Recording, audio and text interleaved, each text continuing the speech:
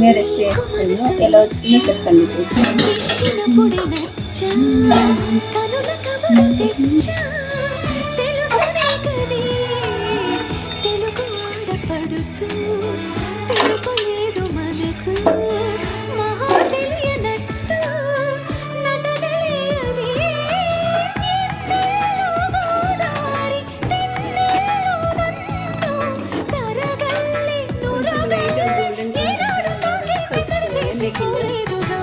నెయ్యిలో ఎంచుకుంటున్నాను.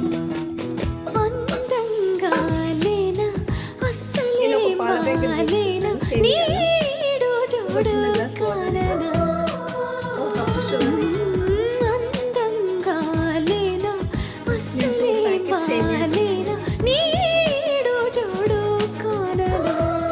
జీడిపప్పు బాదం కిస్మిస్ నెయ్యిలో ఎంచుకొని పాయసంలో వేసుకుంటాను. 2 ఇలాచీలు దంచిన పొడి. వేడి పాయసం రెడీ అయిపోయిందండి. వేడి పాయసం. బాబా పాయసం ఏం తిందురా.